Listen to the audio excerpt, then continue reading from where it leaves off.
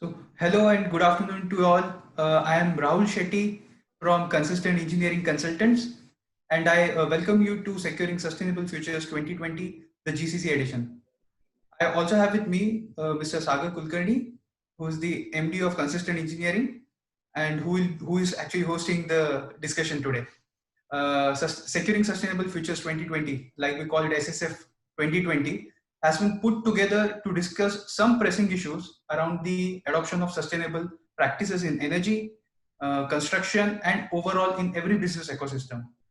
The event is spread across the next month with two more discussions.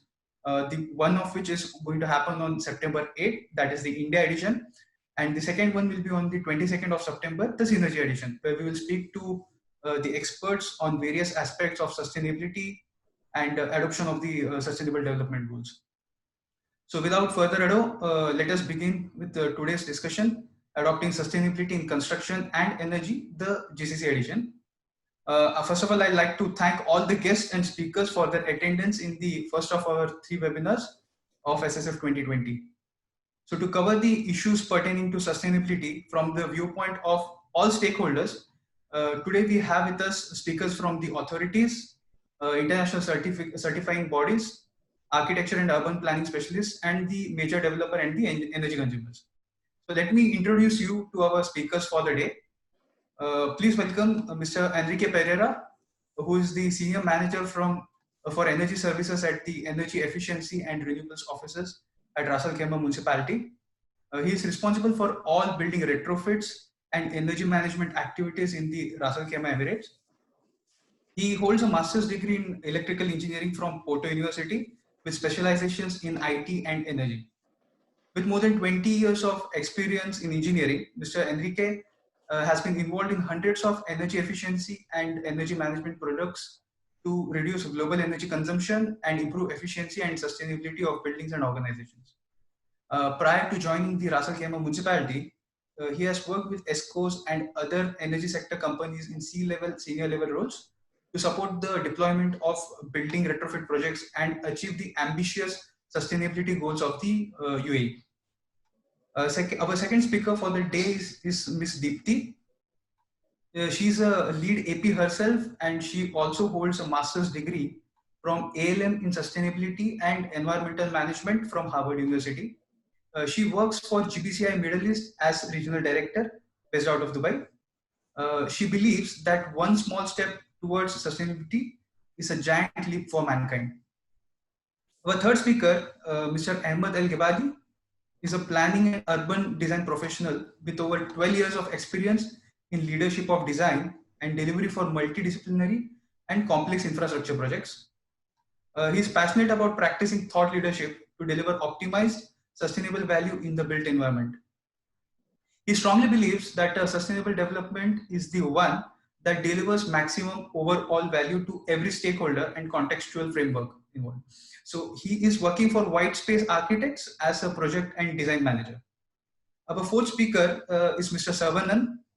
He holds a master's in energy engineering, that is low carbon strategy, sustainability and energy management from NIT with over 18 years of extensive experience in energy policy and regulation, climate change strategy, energy strategy and labeling, demand side management, carbon management, sustainability strategy and reporting. He is currently working as a senior sustainability specialist at ENOC and is involved in shaping ENOC's approach to clean energy and sustainability matters.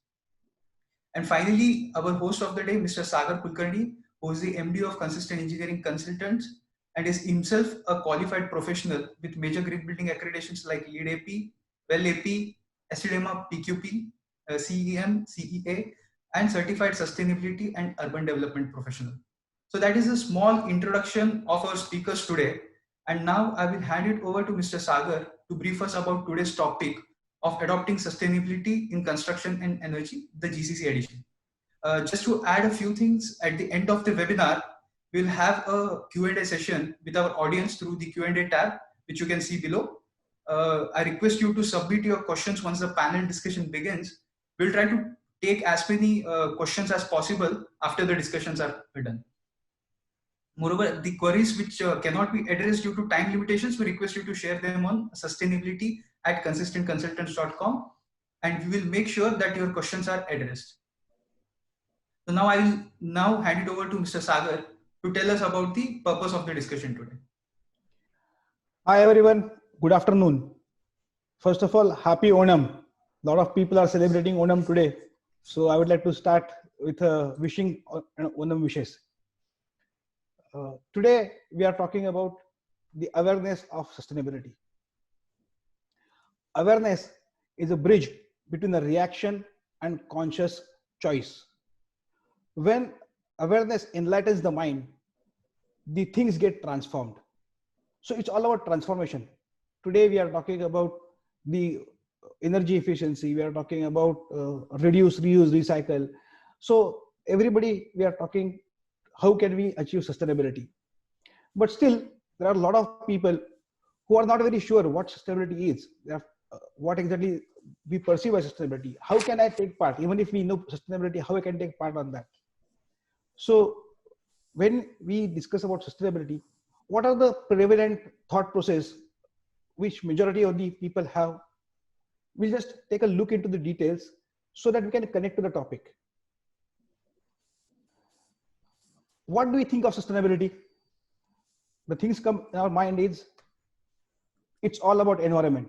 When we talk about Montreal Protocol, when we talk about green building, Kyoto Protocol, Kigali Agreement, so it's all about environment. Next thing, it's a synonym of green building. We are talking about reduction of water resources. We are talking about reduction of energy. We are talking about the materials which have the less wastage. So it's synonym of green building. It's all about recycling. There are credits in green building which talks about recycling of material. Then we talk about recycling of waste. We are talking about STPs. So it's all about recycling. One aspect which comes again is sorry for that. It's all about recycling. It's too expensive when we talk about gadgets, when we talk about controls. So the whole idea is to have an expensive building with expensive gadgets. That's what we think of sustainability. It also talks lowering of living standard. When we say that the temperatures are to be set at higher levels so that we can save energy. We also talk about having the sensors in the lobbies where the lights will be switched off if there is no occupancy. So there is a little bit compromise in the whole aspect of standard of living. One next thing, it's all about digitization. When we talk about sensors, controllers, BMS, Internet of Things, so it's all new technology and digitization. So you have to monitor and control. That's one of the aspects which is perceived as a sustainability. Next thing, people also feel sustainability is just a problem associated with increased population. For millions of years, we have been staying here, but in last century or so, the population has increased. There has been industrial revolution, first industrial, second industrial, and that has taken the toll of the planet. So it's more or less to cater the requirement of the population, the production has increased, and the outcome is the wastage of energy and the resources. Last thing, it is perceived that it's a problem of a government. It has to government just to deal with. These are the normal scenarios of sustainability which we feel in. How can we get connected with sustainability? Is it the same thing the way UN thinks about sustainability? The facts are a little different. When we talk about sustainability, it's not only about environment. It's not only about economy. It's not about only sociality. It's encompassing all these three aspects together. And when we get this, then we call it sustainable. We cannot have a building which is very energy efficient, but very costly. We cannot have the building which is very affordable, but not energy efficient. So the golden mean of everything is we are talking about sustainable. When the United Nations in 2015 established the criteria for the sustainability, it established 17 goals, which are displayed over here. These 17 goals cover from poverty, zero hunger, health and well-being, quality education. And on these 17 goals, there are 169 targets are there. Each country has adopted these sustainable goals based on its demography. 193 countries have signed for this sustainable development in 2015, and these targets are established on country-wise basis. These targets are voluntarily reviewed by each country, and the reports are given to the United Nations. Similarly, in GCC, all the countries have adopted, and their scores are established on every year. So in 2018, there was a article by FCSA along with the third party agency who developed this report, where it talks about how is the performance on sustainability of the GCC countries. 2017 are the dots with gray, and 2018 are the dots with blue. So most of the countries in GCC have performed little better in 17 to 18 in achieving the sustainable development goals. The UAE has been a leader in the whole scenario. So it has moved from 77 points to 60 points. Bahrain has moved from 92 to 80. Kuwait has moved from 105 to 102, other way around. Oman was at 98 and Saudi Arabia at 98. Now the goals each GCC adopted was a little different. We'll focus on what exactly UAE has done. For UAE, there are 3 strong parameters on which it scored well. The 3 goals were: first, SDG 1, no poverty; SDG 16, which is peace, justice, and strong institutions, on which it scored 93. And the third was partnership for the goals, in which also UAE has scored 100%. So these are some outperforming SDGs in which UAE has worked. Going further, which are the SDGs UAE is trying to focus in the areas to come? So the SDGs are SDG 6, which is clean water and sanitation; SDG 12, it is responsible consumption and production; and SDG 13, which talks about climate action. So within next few years, it is expected that all government sectors, private sectors should focus on these SDGs so that we can achieve the development in this and increase the score. If all institutions target different credits and different goals, then cohesive efforts will not be aligned. To get the cohesive efforts established, these guidelines have been published by the UAE. Coming further, what are the goals which construction industry can encompass? So these are the 5 goals in which construction industry can straightway contribute towards sustainability. That is SDG 6, clean water and sanitation; SDG 7, affordable and clean energy; SDG 11, sustainable cities and communities; SDG 12, responsible consumption and production; and SDG 13, climate action.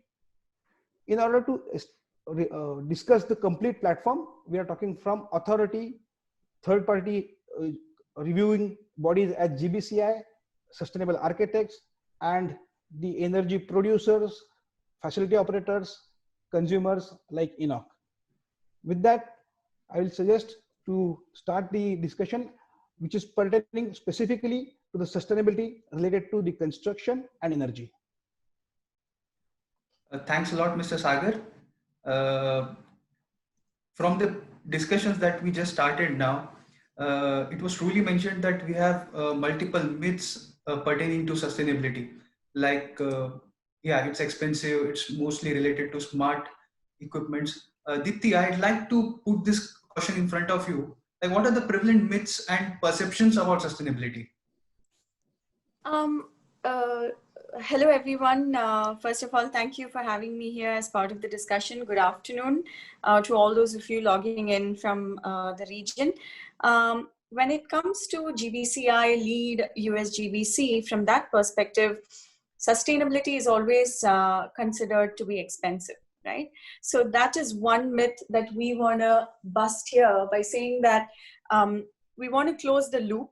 Okay, there are a few concepts here about how is it that sustainability, while being implemented in the design and construction stages, also cascades towards better performance throughout the life cycle of the building.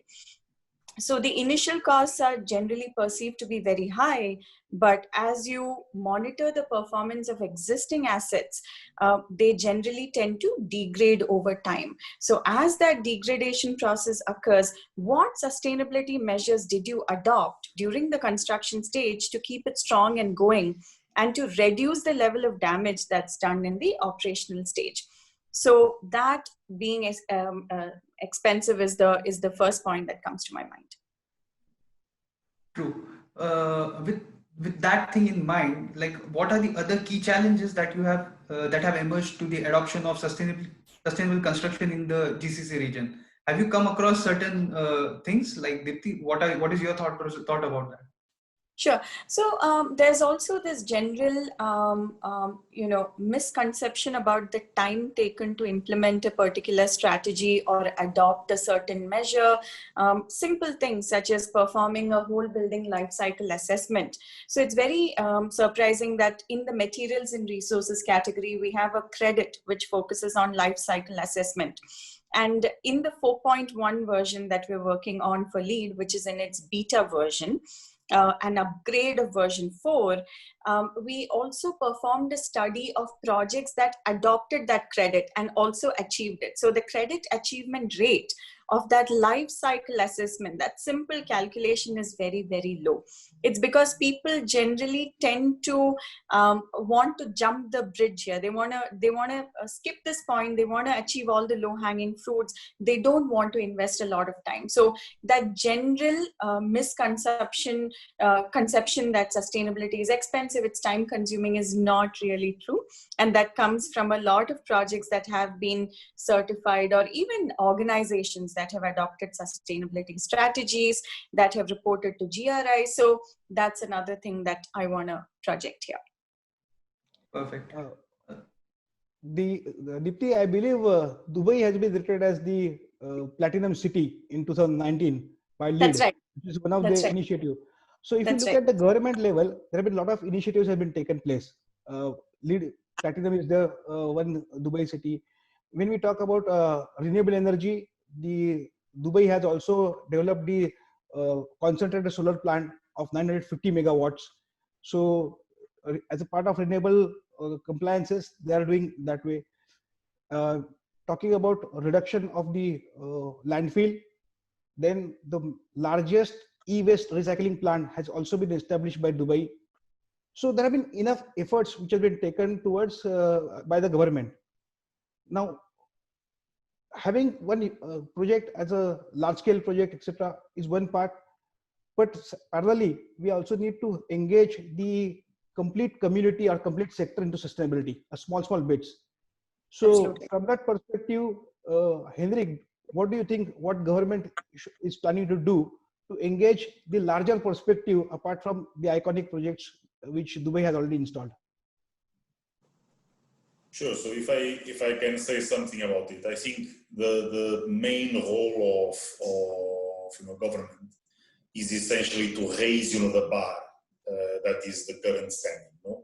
And this is essentially achieved through awareness, through education, through let's say doing by example, in order to lead the market to a higher state than what the market currently is. So this can be applicable to a lot of other things, but in this case of what we are talking today, can also be applicable to the sustainability goals that we have. It is a whole essentially of education, awareness, and this is of course achieved through all of the different tools, not only the leading by example, the reference iconic cases, but also regulations, incentives, and all of the different tools that are available. I think Dubai has taken quite an interesting step there. You spoke a lot about these iconic projects and these great, achievements, and they serve the purpose that I was saying exactly now. They serve the purpose of having us here talking about them, no? And we are talking about them exactly because they are iconic projects. They are different. They are, unique. However, their contribution for the whole may be actually relatively low, but they have the awareness factor. Now that we are speaking about it and we are aware about it, we are now thinking, how can I do something similar at my level, in my buildings, in my area of actuation? And in fact, the different governments, including, for instance, our own, I work in the Khaimah government, is doing kind of a similar thought process. You said earlier about, for instance, retrofits. Retrofits we are doing in the government to also show everybody else that it can be easily achieved with a significant benefit. Solar, the same value proposition. It can be done, and it can be leading to a very significant benefit. And these you can apply to all of the different areas of actuation: efficient vehicles, efficient outdoor lighting, waste to energy, regulations, new codes. These will lead naturally the market into this kind of higher state that we're speaking of. If I'm not mistaken, Sharjah is trying to establish one of the largest solid waste to gas energy plant. So that's from that sector also, I think government is taking initiative. Absolutely. Now, I think that is in fact the role of the government. The government is there to first lead by example. You cannot ask everybody else to do this if you have not done it yourself. Also to use these reference cases as a learning process to showcase what works best and what doesn't work as well as was expected, and to pave the way for a repeatable process anchored on best practices that are tailored for the local market. This is quite an important aspect also, because it's much more complex than just copy-pasting from somewhere else in the world. It has to have a careful adaptation for the local reality.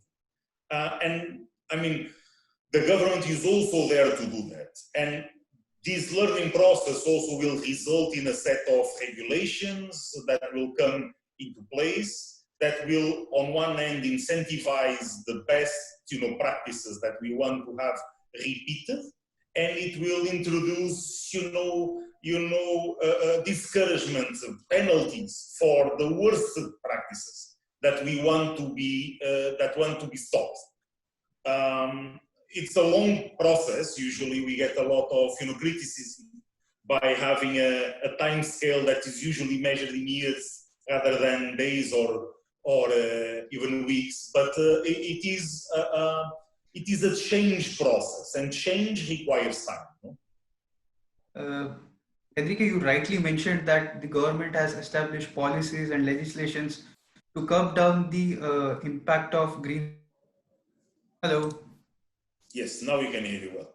Yeah. So yes. So I was mentioning about responsible production and consumption. So how we can get the masses involved in the adoption of sustainable techniques? How can we make a significant breakthrough in the masses adopting such sustainable techniques that we achieve the holistic goals which are taken up by the UN? Yes, I think it's a complex problem, and as such, it doesn't have a direct answer, but rather a multitude of actions that will lead to that outcome. You need first to make it simple. Everything that is complex has a low rate of adoption and a low repeatability rate. So you need to make it simple. You need to make it worthwhile. So if people don't understand that there is benefit that they can achieve, they will have less appetite of doing whatever it is that we want them to do. And it has to be very contributing directly to that goal. So let me give you a very quick example.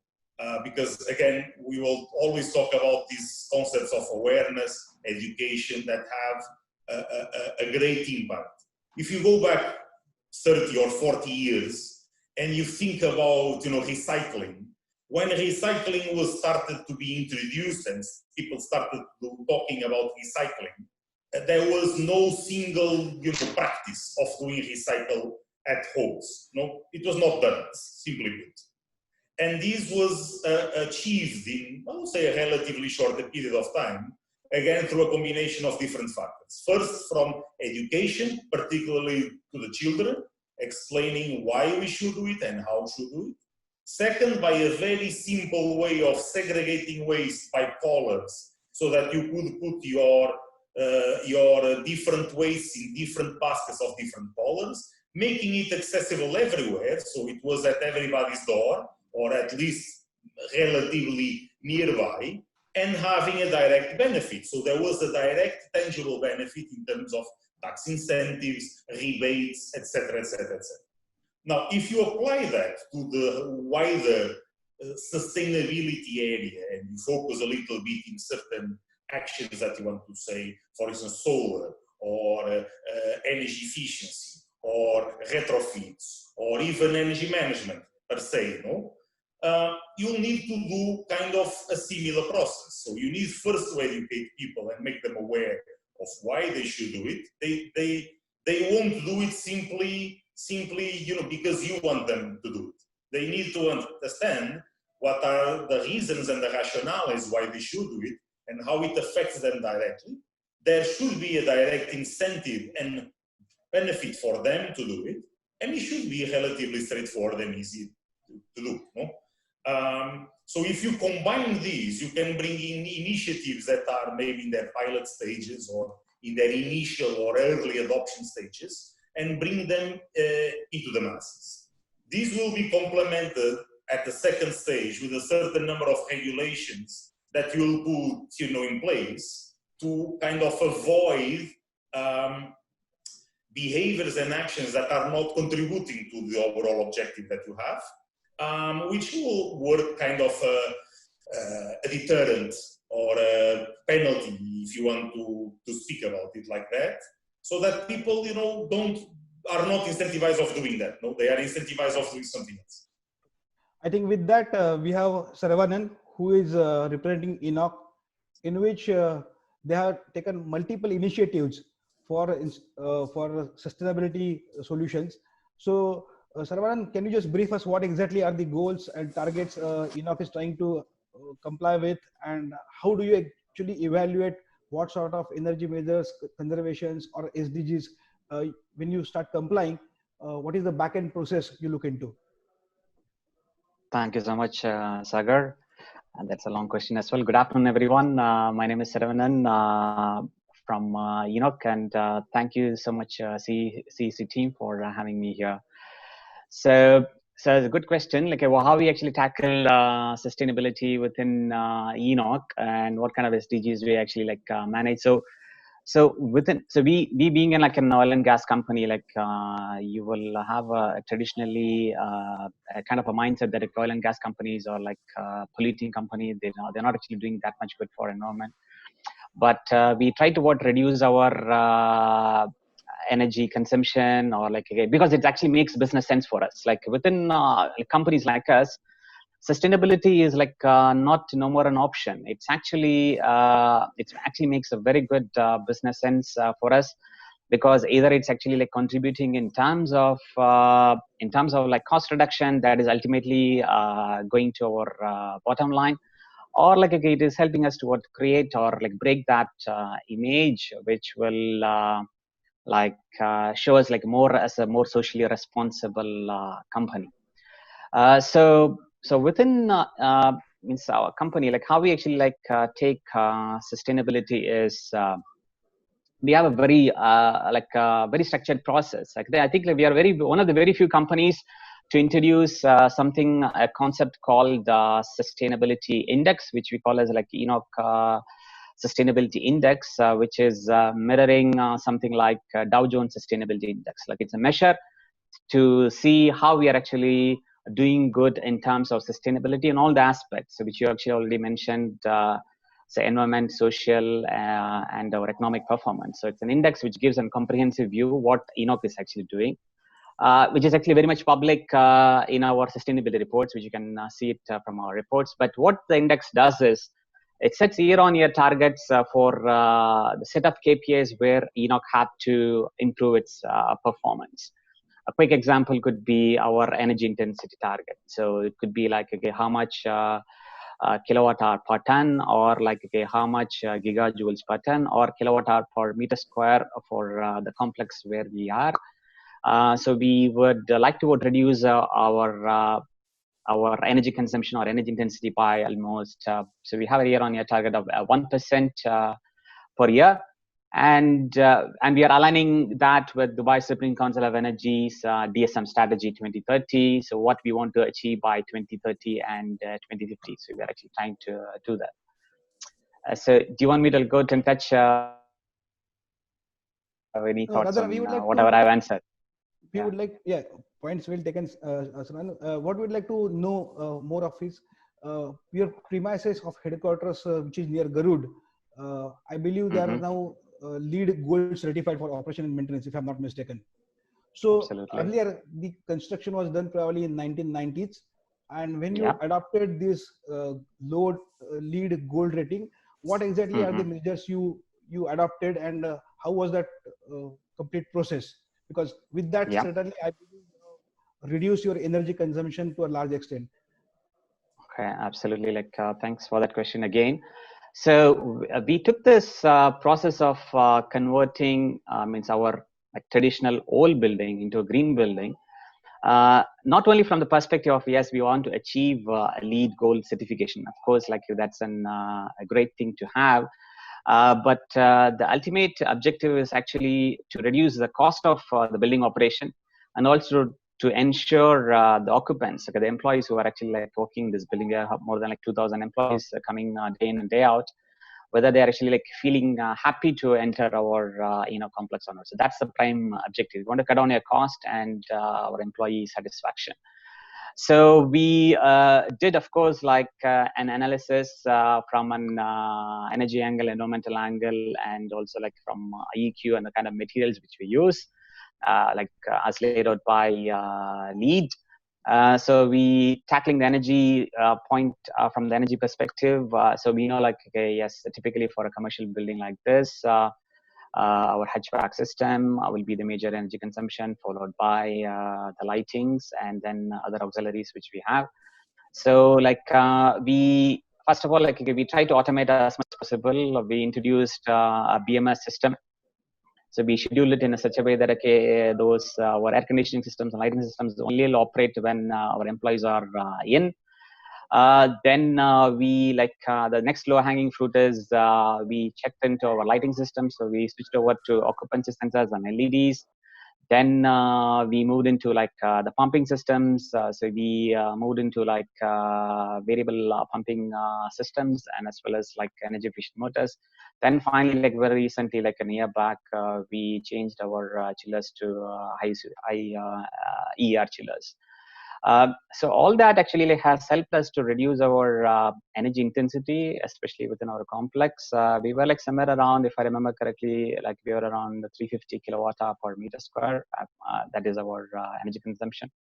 And we dropped that down by more than 50%, close to 145 or 150 kilowatt hour per meter square as we speak now.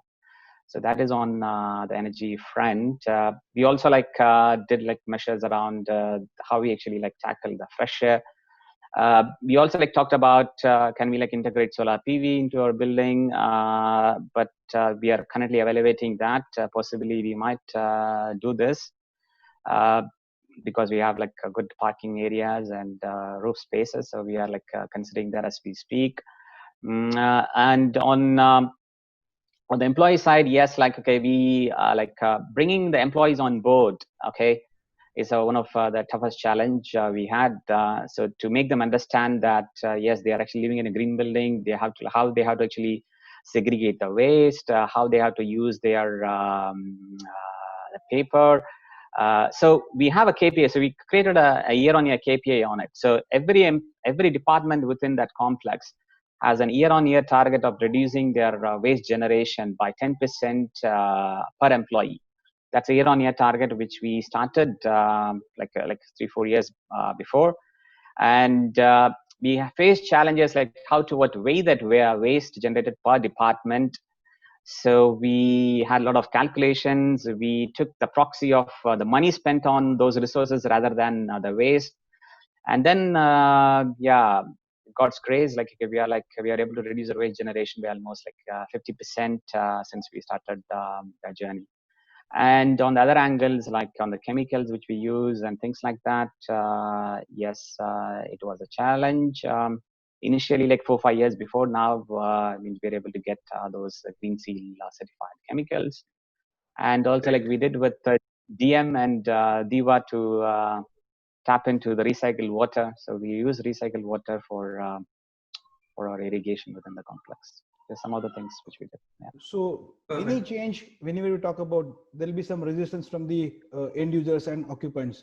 So you also face that, and I think education is what you mentioned, making people aware was the key area of how you address it out. With that, when we talk about, you also mentioned that you have energy efficient chillers. You mentioned about having sensors. So this is one part of controllers, etc. But Ahmed, I would like to ask you, when we talk about a sustainable building, the building itself can be a smart building instead of making the building smart with a lot of controllers. What I mean is the whatever clothing we use, the clothing we use as per the season. We have different clothing for the areas where we are high altitude, very cold or snowy. We have different clothing. When we come to the deserts, we have different clothing. When we go to the coastal areas, we have different clothing. So basically, whatever clothing is to the body, same is the buildings to the occupants. So when we talk about the sustainable building, the building itself, how we can communicate and interact with the environment, and why should we have the glass facade buildings in this part of the world, which is energy consuming apart from the beauty? So do you think, what are the aspects which you can talk about sustainable building as such? I would like to start by saying that this is a beautiful metaphor, by the way. Of course, I mean, unfortunately, what we see as a recurring incident in the GCC specifically is that a lot of upcoming high-rise towers, as well as low-rise towers, they have curtain wall facades or more glazing than masonry work, and this is just not compatible with how the weather in the Gulf works. In Canada and in the northern US, you would get a colder weather, not as much sunlight. You would need to have glazing on the facades to absorb as much sunlight as possible during the sunlight time.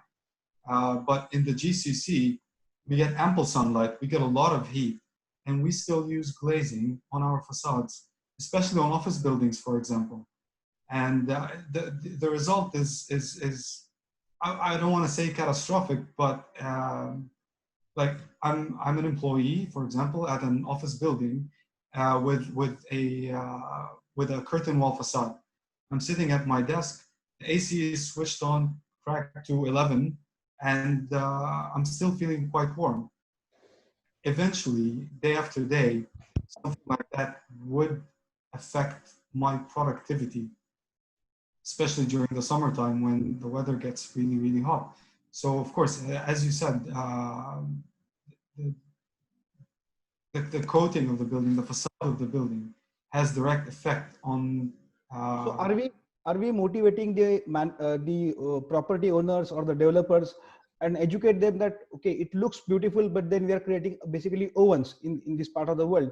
So when we do the glass, it takes more heat, it stores more heat. And then again, we are supposed to have the higher capacity of air conditioning machines, which is an additional cost. So if you look at from the perspective of initial cost, operation cost, and maintenance cost, from all perspectives, these glass buildings, look out to be non-economical or non-environmental. It's only the beauty part comes into picture. Yes. So as an architect, are you also trying to educate the clients that let's not go on a beauty and let's go on functionality? Of course, most of the time we try to refrain from having curtain wall facades in our designs, unless of course there is a specific request. Even then, we state what we think. However, the client is always right. You know what I mean? Clear. So basically, yeah, it's a in our daily practice, we try to educate clients regarding the sustainability factors when it comes to designing a space, when it comes to designing a building, when it comes to designing a neighborhood or even a city. And I believe that this is a really important step because I think there is lack of awareness when it comes to developers and when it comes to the end user about the pressing environmental issues specifically that we are about to face in the near future. With that, Henrique, I will request your inputs. There is no definite regulations about what sort of facade the developer should build on.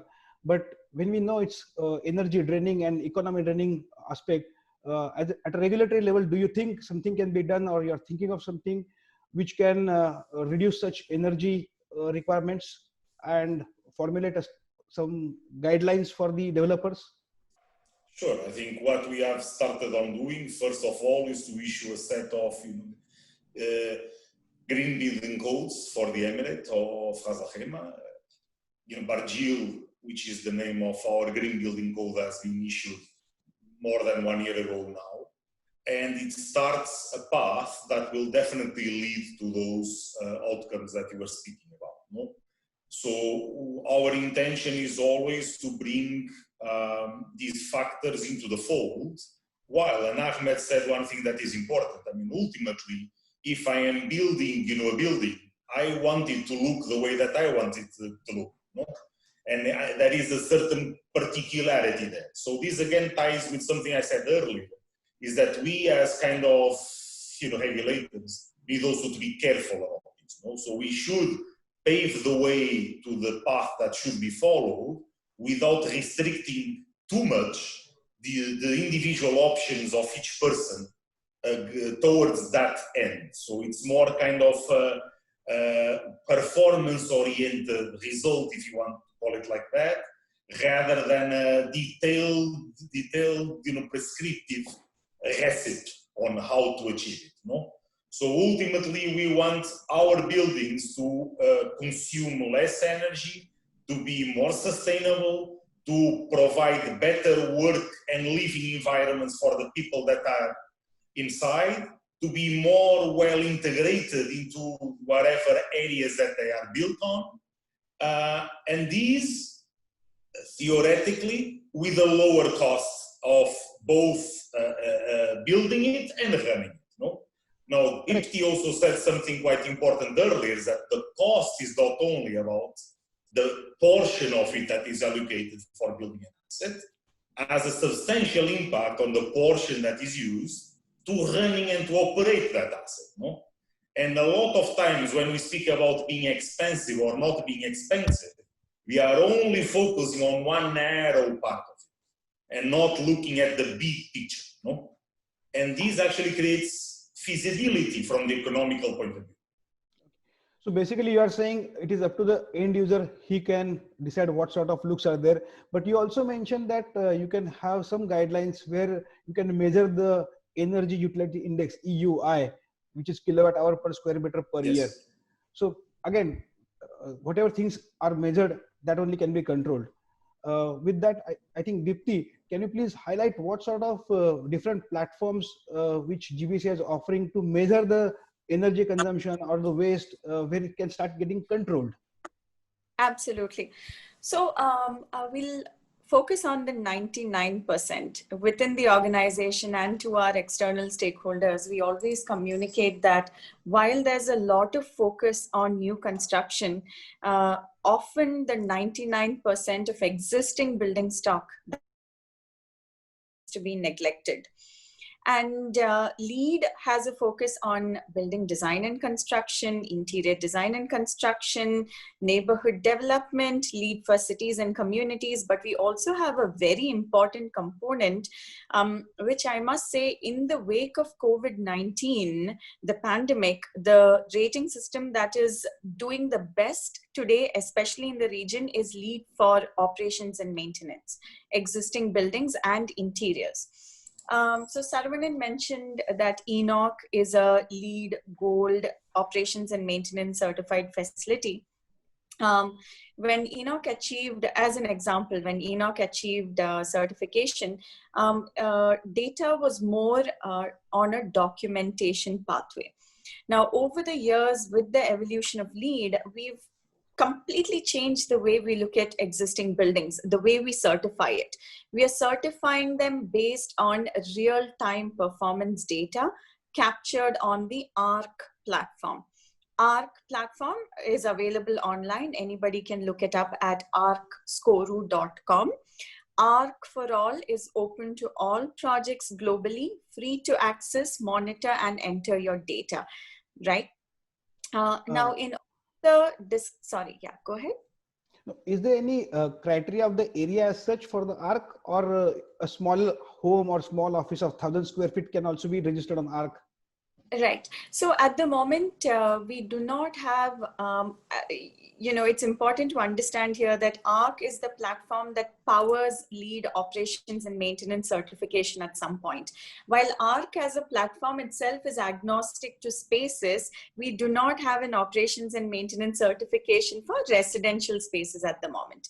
So you can monitor consumption on ARC for any space, but it is now open to all the typologies that can be certified under LEED existing interiors or existing buildings to existing cities and communities. So we are going from really micro existing interiors to Dubai as a city that's certified as an existing city through ARC.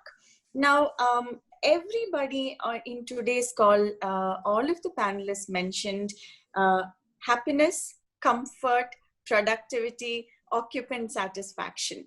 Now, ARC is a platform that captures all of these parameters, right? So United States Green Building Council came into being about 25 years ago, and now we believe that we are in our second generation.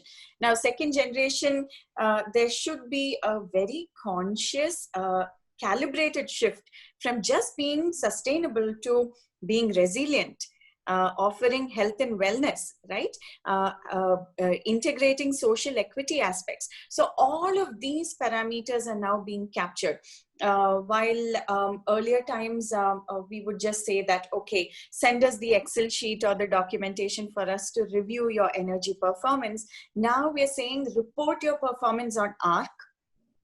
Energy Star Portfolio Manager is definitely there as a plugin, but we are saying that your building will be compared to all the buildings regionally and globally. So your building's performance is not a standalone performance.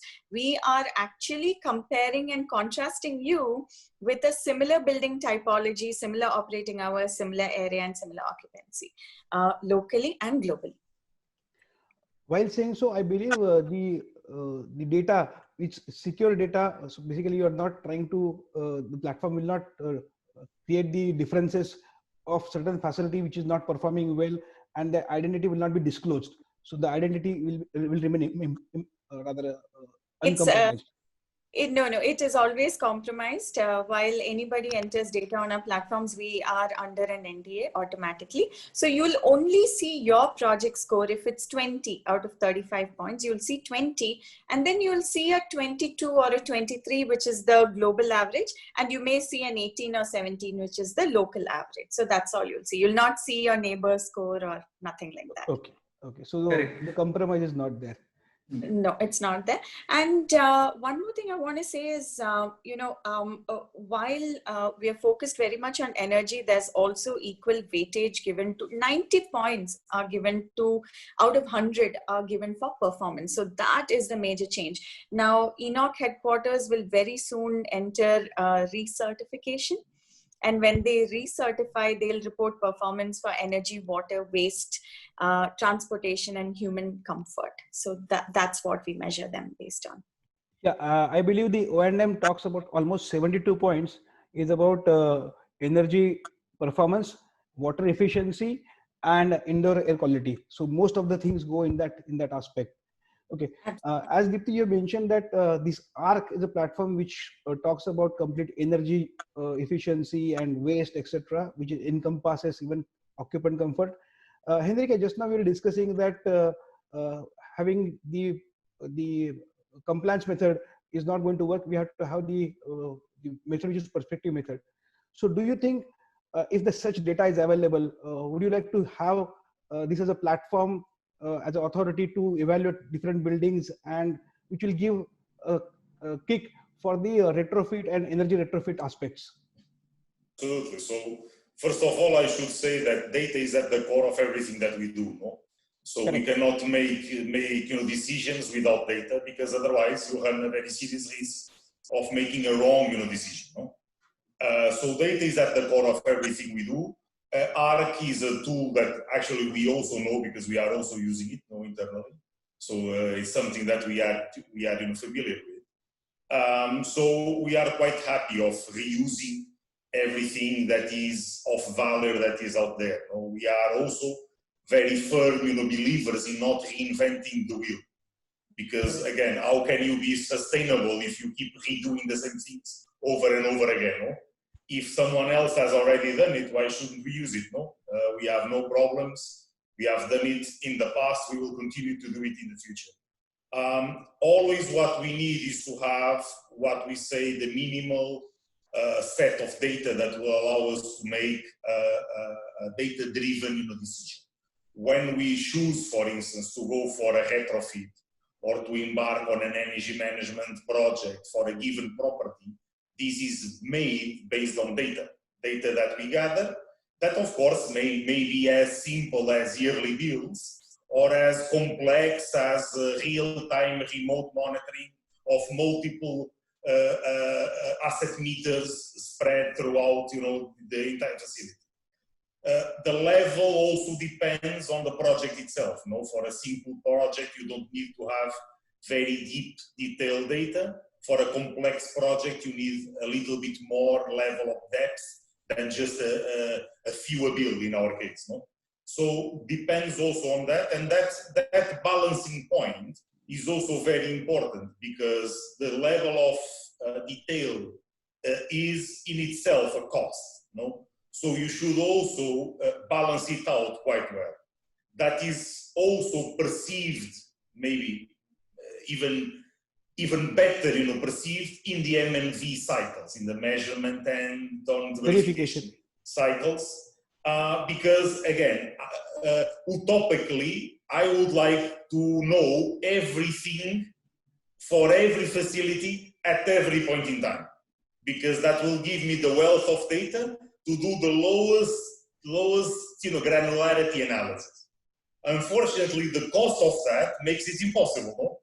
So we need to strike a balance somewhere that allows you to do, as also Deepthy was saying earlier and quite well, allows you to do most of the things that bring the biggest value, while maybe overlooking or maybe not going as deep as in the things that are only complementary.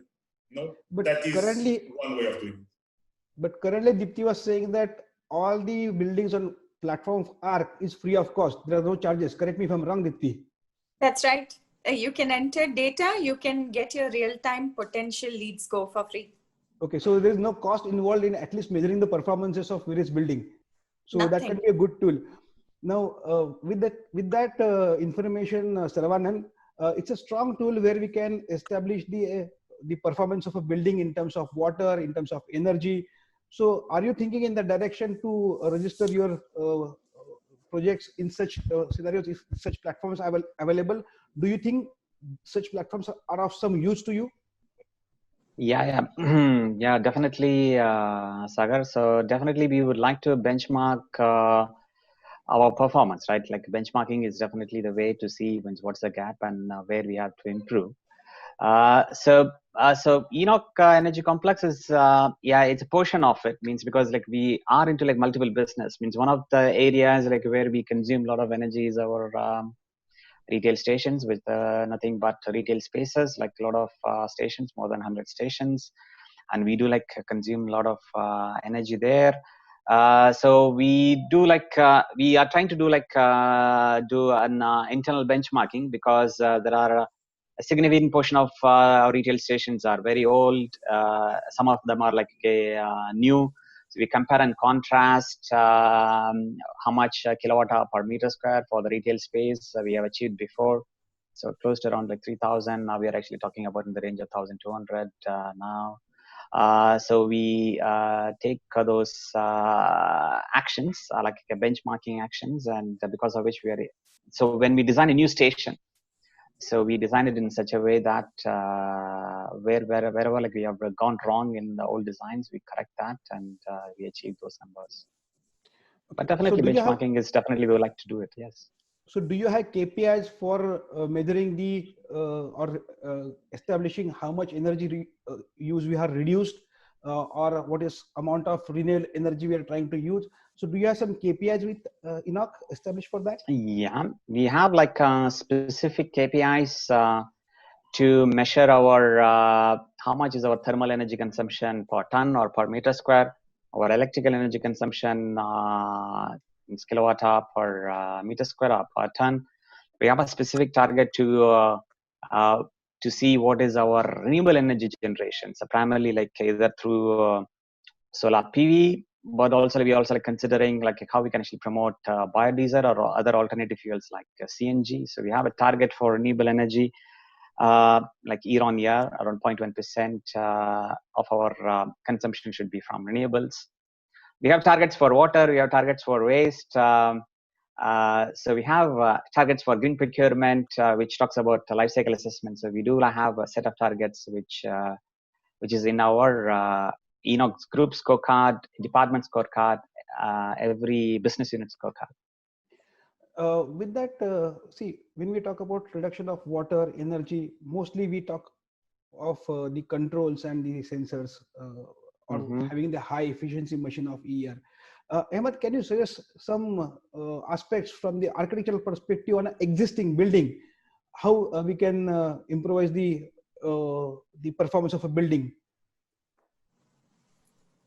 Well, Sagar, there are a few modifications that can be retrofitted into an existing building to improve its performance. One of which, for example, is the introduction of shading structures or shading louvers on the exterior of the building. You can even have louvers on the interior of the building, but it doesn't help much with the heat retention. That's one example. The other example would be to reduce the heat absorption of the building. It can be you can have some sort of a roof garden or a roof shading device, a light structure that prevents the sun heat from reaching sunlight from reaching the building from the top. Another way of retrofitting a building in a way that helps is maybe changing the cladding material or repainting it with a lighter color that is maybe more reflective, or lighter color that is on the more bright side, which reflects the sunlight rather than absorb it, which happens with darker colors. Also, materials can be researched. Some materials absorb heat more than others. So yeah, there. Another thing that can be done is starting to install, for example, recycling waste management systems that support the recycling processes. So these are a few things that can actually be done for an existing building. Okay. When we talk about this of having the mashrabia or having the external shades or internal shades, till the thing we are supposed to do within the building or within the facade, there is no issue. But then, Henrique, will you allow any modification on the facade of having the external shades or having mashrabia? Does the end user need to take permissions from authority to implement such scenarios? So that is actually a good point, and I would like to also complement a little bit on what Ahmed was saying. Sometimes with very simple measures, you get very positive results. Let me answer your question first, Sagar, on these authorizations. Depends on the change. So I'm sorry for not giving a direct answer, but depends a lot on the change. We have done retrofits in the past where, for instance, the shading structures were very simple and very non-intrusive in the terms of for instance, the whole structural integrity of the building. In this case, you don't need any particular authorization for doing that. No? There are, however, cases, and we have done it also in many other retrofits, where you actually alter the structural integrity of the building. So you need essentially to resubmit your structural design. No? The last thing we want is to create a problem, a bigger problem, by solving a smaller problem. No? Now you have a much better efficiency, but unfortunately, your building will actually fall down. No? So these are the kind of things that we should not do while solving, a problem. Now, complementing on these, what things can we do? We have been experimenting with a lot of different areas. By far, insulation is the one that will provide you the higher benefit, but also has the most disruption attached to it and the higher cost. No? So again, you need to strike a balance. Are you really looking towards that option? You can look at something that has a significant saving. When we say significant, we are saying 40, 50, sometimes even higher percentage. No? Yep. So it's not 5 or 10 or 20, it's about 50 or 60% of your entire energy consumption, no? which has a kind of a dramatic effect, but at the same time is very disruptive. So it's not an easy thing to do. Much easier things to do that we have also been doing is, for instance, the coatings that Ahmed was also saying. We have had very good results on specialized coatings for rooftops, for walls, that not only are light in shade so that they reflect better, but they are also built with some reflective characteristics embedded on it. No? So they actually have a larger effect. They are relatively straightforward to actually apply, and they bring you a saving that has a very interesting payback on the overall calculations. Also, we have worked a lot with, for instance, window films and similar type of items, meaning essentially preventing your windows to have a larger intake of heat and rejecting most of that heat out. But also, and this I saved for last because it's by far the simplest, by far the cheapest, and also in most cases that we have seen, a very good example, which is airtightness. Now, airtightness we always speak about as, or sometimes we think about it, as a very complex thing of heavy equipment coming in and say pressurizing a building or an area and trying to identify leakages and all of these kind of associated efforts. It is indeed that, but far more simpler is just a visual inspection of your window frames, of your door frames, and an observation how people use the building. I will give you one small example, just for the sake of time. We had one market that had internal stores and doors at both ends, so one door at each end, and people used to walk in and leave the door open. So you can easily imagine in the summer, no, it's 50 outside, and we are cooling it at say 22 or 23. So you can easily understand this effect.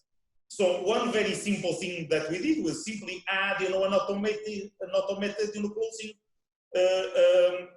spring in the door. So next time the guy goes in, the door automatically closes up. So such simple thing, which ridiculous, investment, as a payback that is in some cases better than many other things that have a much more complex action. With that, Saravanan, when we talk about the payback periods, what is that normally preferred by the by ENOC? There are multiple energy savings or sustainable credits will come into picture, or the actions will come into picture. How does ENOC evaluate the implementation strategy? What is the payback period normally expected and encouraged by ENOC? So generally, like for any energy saving projects, the payback periods are like really like attractive. Okay, it is actually like in the range of whatever like we have experienced over past few years. Like they are really attractive in the range of 2 to 3 years. Okay, we haven't actually like seen specifically for energy efficiency improvement projects are in that range, but generally, like if we have if a project has an IRR in the range of between 15 to 20%, or the payback period in the range of 5 to 6 years are generally acceptable. Okay. Okay. So, okay. So basically, you are saying about 15 to 20% return on investment and 5 years payback is what your benchmarking is. yes, Ahmed, you're saying something, I believe. me? Yeah, you're saying something when the question started. I just wanted to point out something. I wanted to stress on something that Henrique just said. Something as simple as what happened in the supermarket. I think it brings to light the importance of the awareness of the public, the end user, the tenant. I believe that there is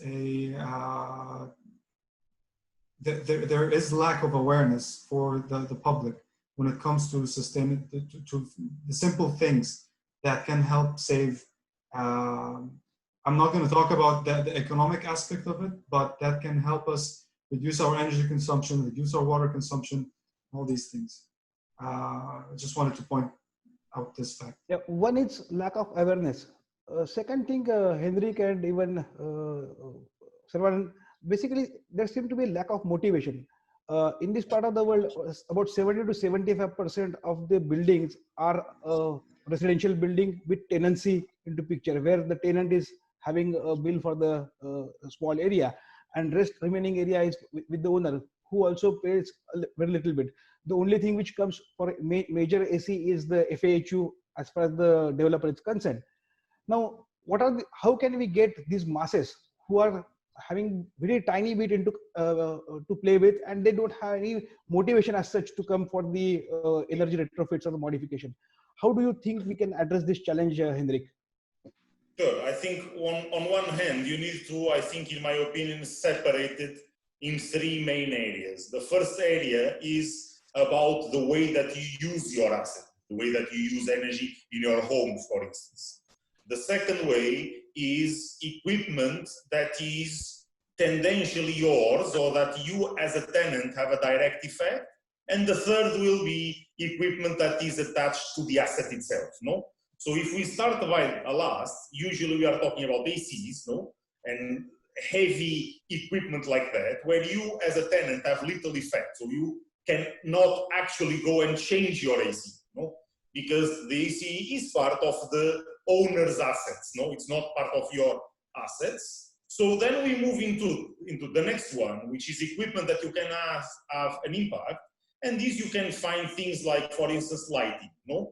Yes, the lighting is there, but me as, a tenant, I can simply go in and take, a bulb that is an old, technology, and put a new LED bulb. Now, the bulb is mine. Whenever I move out, I take the bulb with me, and I replace it with the old bulb, no? So there is no impact in the asset, and the asset is actually mine. I can bring my LED lamps. By the way, I'm using now in my current home the LED lights that I bought two houses back, no?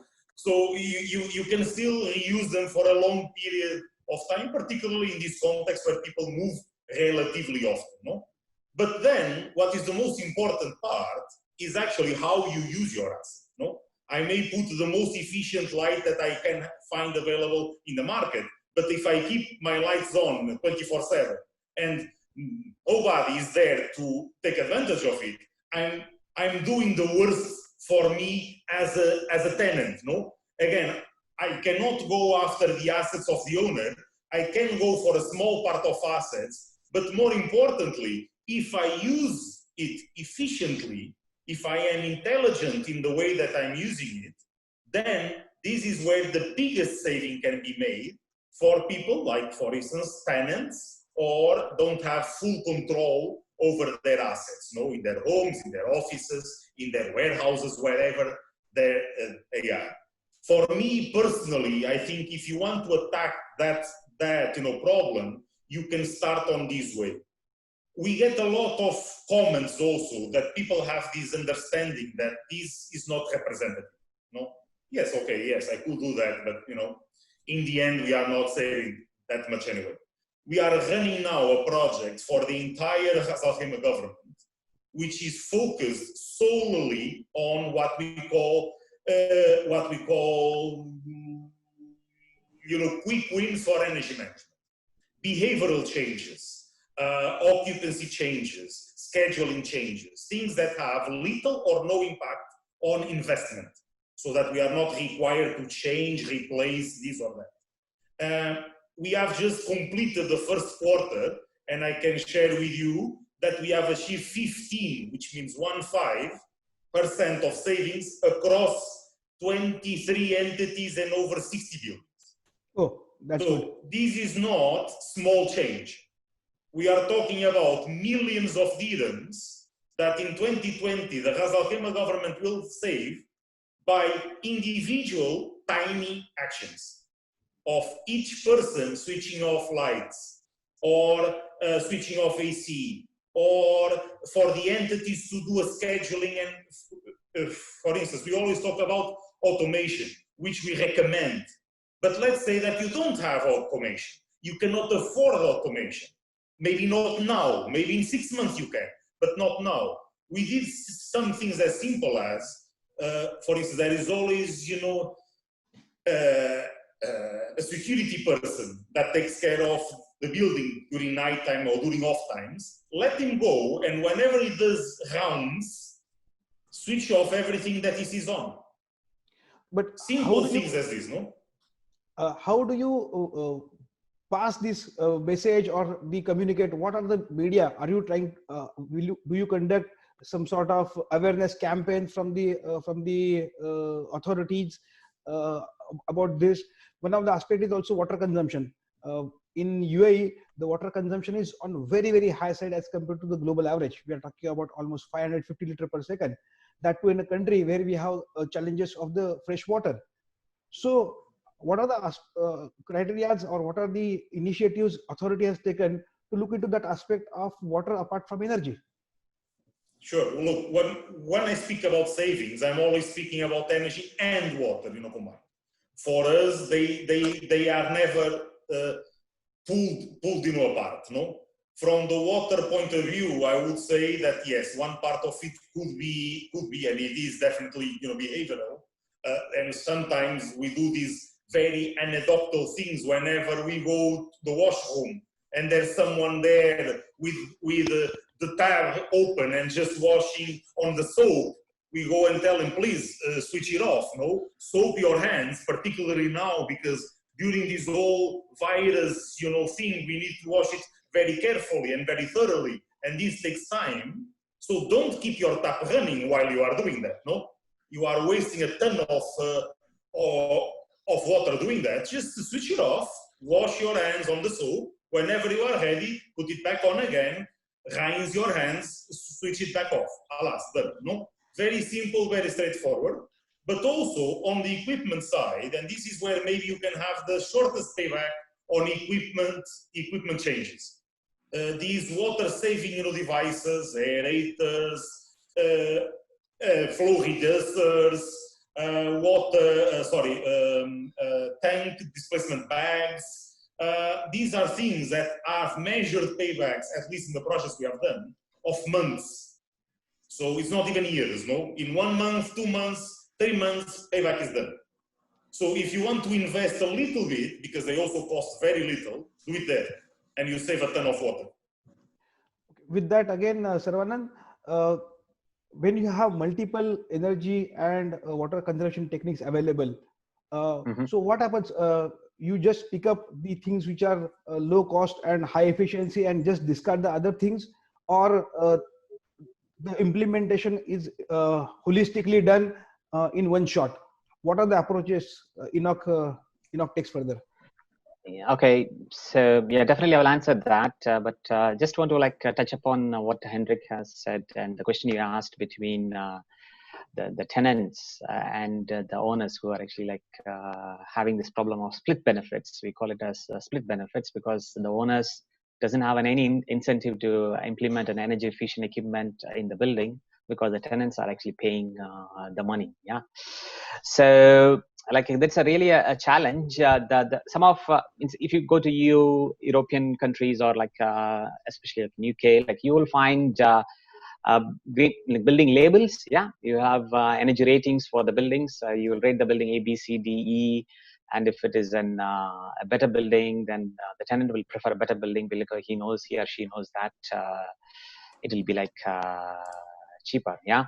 So we do face that problem because what's the incentive for ENOC to actually implement energy efficient equipment in our retail stations, because some of the spaces are actually owned by the tenants like McD's, KFCs, and things like that. So see, we holistically see that, because at the end of the day, for the common areas, we have to pay the money, and just before I'm joining ENOC, where I had a chance to work along with Deepthy, and we faced a similar problem with Majid Al Futtaim when we worked with certifying some of their malls, like the Medif Mall. So we had the same problem. So we introduced a concept called the star rating system, Majid Al Futtaim star rating system, which actually rates the tenants' efforts in terms of their greenness. And if they are achieving a 5-star rating, then it's actually incentivized by reducing their rent. So they can actually pay lesser rent because Majid Al Futtaim will spend lower money for the common areas. Yeah. So we try to do that. Right, so there's a pull theory basically. When you give some carrot, yes, there will be some pull. Yes. So I try to pull or push. Okay. So MAF is doing that pull theory to imbibe the yes, but I think it also depends on the maturity of the market itself. Me as a common tenant, before I walk into a building, the market is not that matured enough. There is not much of an awareness that what is the energy consumption? You don't ask that question. What is the energy consumption of electricity bill which I'm expecting from this building? For example, in India, if you go and buy a car, you'll ask what is the mileage. But if you go and buy a car here, you don't ask that question. Yeah. That is what is the mileage? It depends on the people as well. Okay, fine. But so one is people, second is the subsidies and the cost. Till it doesn't pinch the pocket, it's not pursued. Yes. That's what we were discussing with Henrique. Absolutely. Okay. Going on that, Deepthy, we are again talking about measurement and control. Apart from the ARC platform, what are the other platforms the GBCI can offer for the measurement of various waste or the water, and which will be helpful in reduction the consumption? Yeah, thank you for bringing that up actually, because people naturally tend to associate GBCI with LEED, but GBCI in the capacity of an independent certifying body, we also have other rating systems such as TRUE, which is for net zero waste. So as a next step from LEED, we brought in the concept of LEED Zero, where we're trying to strike a balance between energy consumption as well as the offset, etc., water emissions. And when it comes to waste, if you get true platinum level or above, you're considered a net zero waste facility. Across today's discussion, we heard about waste consumption, recycling, diversion from landfill. But TRUE really doesn't speak much about only one aspect. It's pretty widely distributed. So we're also emphasizing on the fact that leadership comes into play. training and education and awareness is given a lot of weightage in that rating system. So that's about with True. We are also doing various awareness programs. True advisors are accredited consultants who can work on reducing the waste consumption and monitoring of not just buildings, but also businesses per se. So Tesla is one of our top clients. Tesla with very minimal intervention saves literally $100,000 per annum. Just by eliminating some waste bins and reducing the number of skips, right? Diva Sustainable Building, as an example, is a Park Smart certified facility. So their parking structure is, so in the LEED certification calculation, we typically do not include parking spaces. So what are the means of recognizing a particular parking area? So Diva Sustainable Building is Park Smart Pioneer. I can definitely share some more intel on that, where the parking structure is recognized as sustainable. We have sites, which is for large open spaces. We have a rating system called PEER, Performance Excellence in Electricity Renewal, which is more technical. It takes care of electricity transmission to distribution. It takes care of the entire grid that the facility operates on. So that, again, we have our first project coming in from Saudi, which is a new township. We had a discussion on maturity of markets across GCC, you know, and as GBCI Middle East being the headquartered in Dubai, we have a lot of intel into what other markets are doing. Very proudly, I can say that, you know, in terms of education and awareness, when we do a comparison between 2019 and 20, Jordan is leading the trail here, right? So Jordan has exceeded very mature markets like UAE, Saudi, and they're actually trailblazing through the region. Saudi has tremendously picked up in terms of new construction, and cities and communities, the lead for cities and communities in plan and design stages. We are also seeing UAE showing that inclination towards existing buildings where there's not so much of new construction happening. So these are some of the you know, market pulses that can actually set the track forward. There was also a discussion on environmental product declarations where our panelists spoke about high efficiency coatings as a measure to improve the efficiency of a building. We have a platform that we launched recently called Better Materials, where each of these products that are LEED compliant can be listed through one of our 4 partners. I hope I answered that. For sure. So basically, we are talking about, when we say a green building and LEED, it was more of a new construction and operation and measurement. So are we saying that a particular aspect, say only parking, say only waste management, yes, can get the rating from LEED? So there is no need of doing complete whole building simulation and modification. So it has become very simple now. It may not be, though there is significant synergies with the LEED rating system. One thing that we need to understand here is that the criteria and the approach is also entirely different to cater to that particular aspect. So while we don't look at costs, is a parking paid or unpaid, we only look at whether it's shaded or not when it comes to a parking structure and LEED to be able to earn that credit. But let's say in Park Smart certification, you get more weightage if parking is paid for, because it only improves the you know, adoption of alternative means of transportation. So these are some of the changes that you can witness. And in True, while recycling is important, training and education, is there leadership support? Is there employee awareness across all levels? Is there year-on-year progress? And I really like the fact that, you know, at every juncture in today's conversation, we spoke about KPIs, we spoke about year-on-year targets. And that really is the essence of looking forward. Because if we don't measure, not just for the sake of certification, right? Certification is a one-time process, but how does one continually maintain that sustainability within the organization across all assets is what's important today. With that, again, I will ask Ahmed. Deepthy was talking about various cities. Talking about sustainability at a building level is one part, and talking about sustainability at a city or a bigger area as a community is one part. So what are the aspects normally as an architect you consider when you develop as a sustainable city or sustainable community? Well, since we already spoke about the building, I guess I'm going to take this approach, an expanding approach from building to city.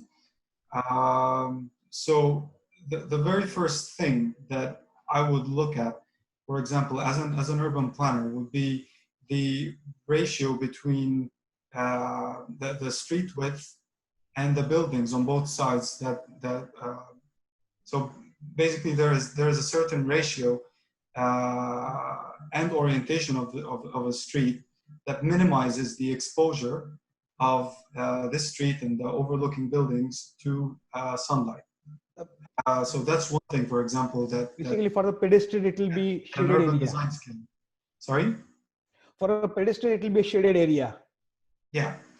Another thing would be the walkability of the community. And walkability, from my standpoint, it has many aspects to it. First of all, how well distributed are the land uses? So there's a new emerging city model.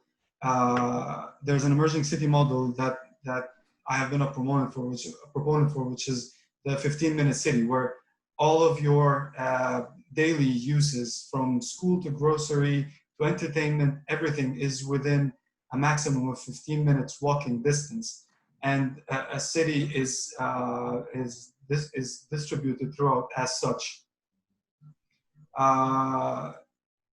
So basically, you're talking about all yes. Commercial, residential. It's a community instead of having a separate dedicated cities, which will require the additional transport. If the residential area is separate than the commercial area, exactly, then you're increasing the transport part of it. Exactly. Another thing would be the availability of multimodal public transportation available in various parts of the city, where people don't need to take their cars to commute from one place to another, and it's actually readily available with it's multimodal. So you can take the bus, you can take a car share, you can take the metro. There are many different ways that you can commute with. That being said, another thing would be what about plantation? Of course. So the streetscape design, a well-designed softscape plan that provides shading throughout a street and throughout the pedestrian walkways is a for sure way to ensure that people will be more encouraged to walk in thermal comfort and a beautiful environment as well. But do you think in this part of the world it's possible? Can it be achieved? Yes, I believe it is possible.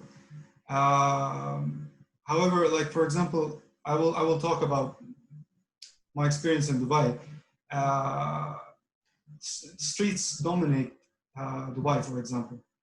You have multiple highways cutting across the city. There are a lot of restrictions and regulations regarding the width of the right-of-way for different levels of service. And these restrictions somehow inhibit the walkability of the streets.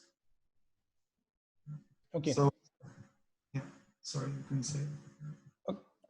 Henrique, taking it further, as an authority, do you encourage having the inclusive cities of 15-minute cities, the concept we was talking about, where the schools, the hospitals, the malls, the residential area, the commercial area, everything is put together, where you can, multiple advantages. We can reduce the impact of transport. We can reduce the energy peaks, because when you talk about residential, the peak is at night. When you talk about commercial and industrial, the peak is in the daytime. So it has a lot of advantages of load sharing also. So as an authority, do you encourage such developments?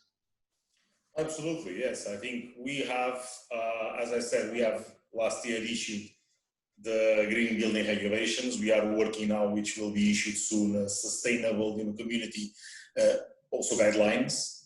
So moving the focus from the individual buildings to the entire community, where all of these aspects are weighted in. So these, for instance, walkability, easy access of everything that you need in a certain walkable area. So all of these is taken into account. We also pay special attention to things like outdoor air comfort.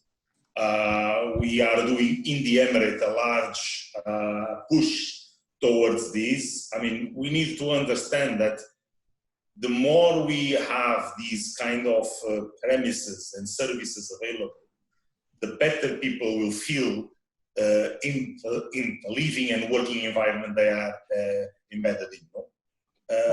Each one of us feels better if he can have a 15-minute walk going from the office to the house rather than living, for instance, next to say landfill. So I think these are quite natural things. Okay. Few more aspects, Henrique. When we talk about clean energy, renewable, one of the important aspect is to allow for the on-grid connection, which I believe DEWA has allowed, and only Abu Dhabi is allowing now. Rest other Emirates or FEWA or SEWA has not opened it for the on-grid connection, which is a major hurdle for the transforming into renewable energy aspects for the targets which have been taken further. What do you think? What is your take on that? Yes, absolutely. Agree. FEWA is one of those cases. So unfortunately, there is not yet a grid connection regulation that allows renewables to be connected to FEWA grid, which of course creates a certain limitation on how you can use your renewable installations. However, I mean, I would not say that is a deterrent. We have done several projects, and we are actually now in the process of tendering a very large scale solar project for a combined installation of multiple rooftop projects. So I would not say that it is a deterrent. I would say that it is an incentive that is not there yet. But we are still moving forward. In the end, it is contributing to, of course, a wider adoption and a bigger, you can say a deeper penetration of these different technologies. But it is not a deterrent, so to say, no? Okay. Saravanan, one of the aspects for the adopting solar is, I believe even DEWA also says that whatever you're installing on the plot has to be consumed on the same plot. We cannot get the credits transferred or on other areas. So did you have any discussions with DEWA? Because you have a lot of big warehousing facilities and other things. So is it possible with the same account to trade those things? Had you any discussions with DEWA? So that's actually one of the limiting factor, as you rightly mentioned. We do talked about the concept of wheeling, okay, where we generate in one site and use it in another site. But I think DEWA has other challenges. They are not actually restricting for, but the perspective of balancing, the power balancing.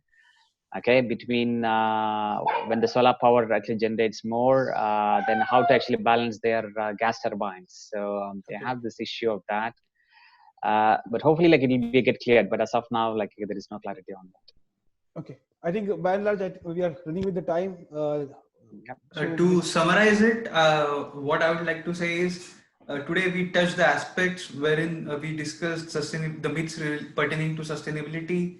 We also discussed that educating the masses is one thing wherein we can make them understand what are the benefits of sustainability. No doubt the government policies are there, but the participation of each and every individual matters in contributing and achieving the overall goal. Again, we spoke about the aspects such as measurement, the benchmarking, and we have different platforms from GBCI like ARC, Peer, True, and ParkSmart. So all this collective efforts will help us in achieving our holistic target of the Sustainable Development Goals. We have multiple questions from our guests. So we'll start taking that one by one. Yeah, go ahead. There's a question for Ahmed. Why don't architects recommend use of thermally insulated sandwich composite panels used in place of glass curtain walls? The question is from Mr. Vinayak Abhale. I'm not sure of the answer. I'll have to get back to you on that. Sure. If I'm not mistaken, Rahul, the all materials has to get first of all aligned with the authorities. Henrique, correct me if I'm wrong. The municipalities approve the systems, so the system has to get approved. And second, I think it goes on a developer side. The architect needs to get convinced with the developer or convince the developer about the look of the building. So against that facade design, the aspect of material goes into picture. Correct me if I'm wrong, Ahmed. From the authority's point of view, I can answer you. Sometimes it's not even one authority only. You need multiple authorities' approvals for certain new products. Like, for instance, the civil defense also. Correct. Actually, there's another question for Mr. Saravanan. The question is, what initiatives ENOC has taken on ENOC gas stations building envelope to reduce the energy consumption? The question is from Mohammed Ijaz. Yeah. So on the building envelope for retail stations, so we do like ensure that the heat gain within the building is or the retail station is at the minimum possible. So our the newest station, which is actually under construction, the Expo 2020 station, it's going to be LEED rated building. So we actually modeled it in such a way that the envelope has a minimum heat ingress. And to match that, whatever the equipments which we are actually using to cool or to light are the best. So we are doing that. I believe the use of materials like carbon fiber, right? And I from Expo, there were a project which was initiated by where the use of hydrogen fuel buses were also mentioned. Would you like to spend some more time on that? Well, I'm sorry. I think your voice was cutting a little bit. At least I could not understand it fully. Can you please say it back again? Yeah, sure. What I was mentioning was ENOC had also, like in the previous discussions, we were mentioning that ENOC has also implemented the use of sustainable materials in their projects. So would you like to mention more about that, Mr. Saravanan? Oh, yes. So we are, means at least like I would like to talk about the Expo 2020 station, which is actually coming up. So we did a lot of research how to improve the sustainability or sustainable angle of the materials which we are actually using. So one of the interesting aspect we are actually considering is actually to use carbon fiber, instead of traditional steel and concrete based canopy. We are using actually carbon fiber based canopy. And we did a life cycle assessment and saw that yes, it's definitely more less impactful than compared to traditional materials. So we are actually that is actually we are kind of proud of. Hopefully, once it gets constructed and unveiled as a part of Expo 2020, it is going to be an iconic site for everyone to visit. And it's going to be one of the global first to utilize carbon fiber in retail site construction. Okay. Correct. Henrique, there's a question for you. How can authorities support economic rebate or facilitate to the end user who wants to replace or recycle the existing appliances like refrigerators, ACs, etc. in the residential buildings with Energy Star ratings to save energy and cost? Very good point, I think. If it was not for the virus issue that we had earlier this year, you would already have the answer in the Khaimah market. We are working on consumer programs that are focused exactly on that point. So gives essentially the end user the chance of adopting a higher efficiency appliance. It can be a refrigerator or a dishwasher or even an AC for the same economical value of a lower efficiency one. No, so in the case that you are, for instance, changing your existing refrigerator because it has reached the end of life or you need a new one, so we will offer you an economic advantageous value proposition where for essentially the same investment you will be able to buy a much higher efficiency appliance. These with a few selected retailers that are part of this initiative. As I said, unfortunately, we could not go live yet due to all of the restrictions during this lockdown period, but we are hoping that it could still go live this year. Otherwise, it will go live early next year. Okay. Just on that thing, Henrique, there are so many new materials coming into the market. When you talk about the plastic roads, we are talking about plastic blocks and plastic pavers. So, Ahmed and Henrique, do you think you'll be willing to accommodate and accept such products of plastic bricks or plastic pavers?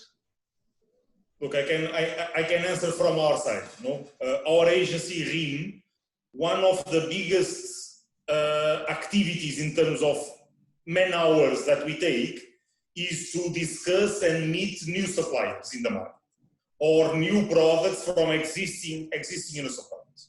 We actually encourage everyone to reach out to us if you have a new interesting value proposition that you want to put forward in the local market. That is a substantial part of what we do because we understand very simply that first, you cannot know everything that is out there in the market. So I'm sure we don't know a lot of things that are out there that could be beneficial. Second, we have a role of educators also and of awareness. So we need to know in order to educate others and to, generate awareness about it.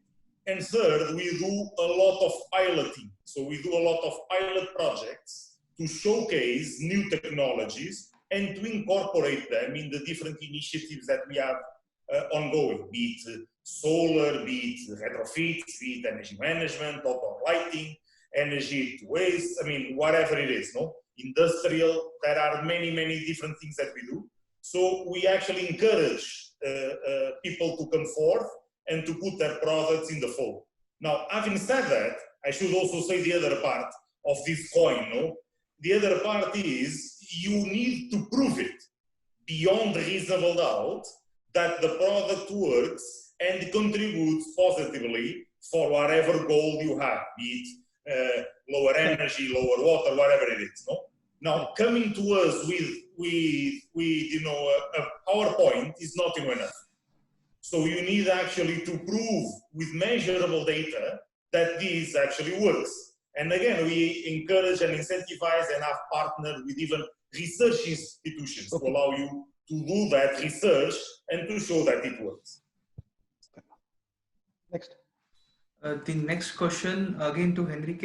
It is, many freehold properties still use conventional AC systems with high power consumptions. How to address this segment? It's again a complex question. No? We usually address it very simply during a retrofit. However, the problem is, how do we find economical viability on a retrofit which has multiple stakeholders? And to be honest with you, sometimes the answer is we can't. No? Sometimes the answer is we can't. Now, having said that, we have done already a couple of initiatives on retrofitting conventional ACs in these, in our case, commercial towers by VRF systems. No? So, and this has been proven that has economic viability. if again you consider economical viability in its whole, if you consider like for like, replacement, of course it doesn't, no? But if you consider the full life type analysis of your running costs, your operational costs, your maintenance costs, your change costs over an extended period of time, then you can prove that actually this is a good measure. But you need also to be sensible that it will not have a 3 or 4 year payback. It will have a payback that is higher. So in the end, you need to choose, whether you can afford to do that investment or not. Adding to this same question, Henrique, we talk about demand side energy management. We talk about the majority chunk of the properties being on the tenant side basis. Don't you think to trigger the adoption of sustainable techniques, ESCOs might play a vital role? Well, most of my work that I do on a daily basis is with ESCOs, no? So I think that answers the question quite effectively. For us, ESCOs are one of the keystones in the market, no? I think they have a crucial role to play, and they serve as kind of an aggregator, kind of the same role as a consultant represents for an owner that wants to build a tower but has no idea on how to do it. So he hires, a consultant to help him and to sit on their side to design it and ultimately build it. And ESCO serve a similar purpose for an owner wishing to reduce their energy footprint. No, they will sit with them and advise them on the best way of doing it. No? With that question, I would like to pass the same question to Saravanan. Do you, as a ENOC, encourage the ESCO model? Yes. So we do we are actually doing and some projects on that angle. We closely work with Etihad ESCO, for on some of the projects, especially on our retail station sites. So we do that, but in most cases, means we do invest on our own. On the energy efficiency projects, EPC. Yeah, we do it on our own. We do it EPC. Henrique, are you in a frame of mind or as an authority to form some super ESCO like Etihad ESCO has formed? Well, we are the super ESCO, no? Reem in Ras Al Khaimah is effectively the super ESCO of the Emirate. We just adopt a different model to implement it, no? Okay. So we don't take a contracting part on the retrofits that we do, for instance. Okay. We are not contractually involved. We serve more of a facilitator between the parties to make sure that the projects are well executed and well designed and well delivered, but also to let's say protect the different stakeholders in the market that don't necessarily speak the same language. No, that's the key aspect. Correct. Next question. Correct. Deepthy, I'd like to, there's a question for you actually. From the industry standpoint, if we bring an advanced technology which can add huge value towards sustainability to the local ecosystem, is there a way to engage with GBC to introduce new technologies? I'll just take a few steps back and to answer this question. A lot of companies we work with are not just clients or consultants. We also work with facility management organizations that have their own internal monitoring platforms that they've developed. So Henrique spoke about not reinventing the wheel. Now, how is it that when we work closely with them, we can help them leverage their platforms and still continue to monitor their lead scores? So we're seeing that, for example, Innova Facility Management has an internal tool called Hub. So when we, for example, if we, want Innova to certify a lot of their buildings under LEED, then inevitably they would have to monitor data on ARC, while they're also monitoring data simultaneously on Hub. So how do you integrate the two so that the client can benefit maximum out of it is definitely possible. Our ARC team will work closely with them on the integration, the backend integration of that particular platform. We also have one client here in the region who has registered nearly 720 projects on ARC globally. Oh, that's and massive. yes, so ever since Arc for All was made free, we also initially helped them upload data. Now we've learned that, we need to charge a little bit for that, because considering the volume of billions of square feet that came into the platform. But that being said, even their internal monitoring tools were seamlessly integrated with Arc. There's another question for Mr. Sagar. I think this will be the last question that we'll take. How can sustainability play a key role in the life safety industry? I'm talking about fire alarms, emergency light. Just a second. Yeah, should civil defense or municipality mandate the use of low carbon materials? Okay, see, there are two aspects. When we talk about any residence, we have some basic requirements as a shelter, as a safety. Safety comes on top of it. We cannot compromise the requirements of safety in terms of the fire or in terms of the civil defense to achieve the sustainability. So this is a complete. We should not go. We should set our priorities right. The safety is first, and then we talk about comfort and efficiency. So I would like to notify any product which is in line with the civil defense requirement, which is certified by the civil defense authorities as a safe product to get installed in a building, is the first criteria which should be complied with. And second, then we talk about the material as a efficiency in terms of energy and environment. Absolutely. With that, I think Mr. Sagar, I'll request you to conclude the proceedings for the day. I think we are exceeded the time. At first, I would like to thank all the panelists for being here and sharing their values as their views. One common thing which I can see is everybody is talking about awareness. So that awareness about sustainability needs to be created. Government has done enough initiatives. They have published the reports. So it goes to the stakeholders like us, like contractor, consultant, ESCO companies, or GBCI, where we are supposed to create different platforms and educate the whole masses come into picture. Having only one project will not help. The complete encompassment of the whole stock of the existing building as well as new projects has to come into picture. When we say that, let me just, there is one fine detail which I came across a few days back, which talks about sustainability, which really appealed to me. I would like to just share what sustainability can be considered in simple way. When we talk about the buildings, as a human, what do we expect from building? We expect the buildings should have the stability, it should have the protection, it should have utilities.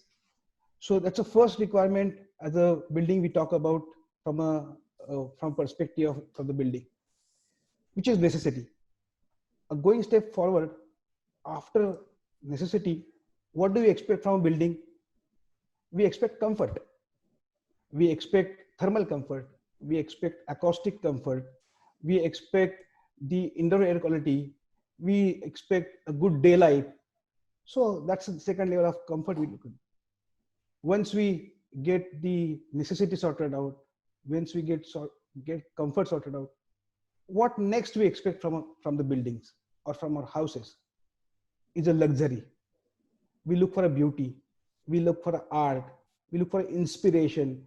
We look for the landscape. We look to get connected with the nature. So the next level comes as a luxury. Now, this is what a human being expects from a building. What does the planet or the earth expect from a building? It talks about material efficiency. It talks about zero waste, as a green building Deepthy has been saying. It talks about net zero water. It talks about rainwater harvesting.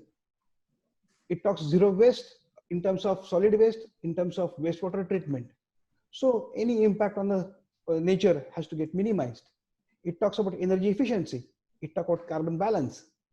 So what we want as a human beings and what Earth wants or as a planet wants from a building, if we achieve that, then what we get is a sustainable building, is what in short, I would like to say. While doing so, look at this famous picture of Sheikh Zayed Road. In 1997, when I came, this was I think on the Sheikh Zayed Road, Emirates Tower was getting constructed. And in the span of last 25 years, this is what we had changed. This is what we have achieved. And when it was done in small pieces. There was a single contractor, there was a single brick, there was a single door, there was a single window which was installed. And resultant of that small thing has resulted into the whole big picture. There's a famous saying that there are 3 types of people in the world. Those who makes things happen. Second are those who watch things happen. And third, who wonder at what happened. So Dubai or GCC has always been the cornerstone in construction, and they have adopted techniques, and things have been astonishingly placed, and marvelous structures have been created. As this was done bit by bit, same thing when we talk about sustainability, everybody has to play a role in that. And now we are talking about as a cohesive effort of all stakeholders to achieve the sustainability. So we have to align all our efforts towards the sustainable goals. What we can do? First of all, it's not only authority. It's not only the certifying body. It's not only a developer. We all are responsible. So, sustainability has to become part of our value system.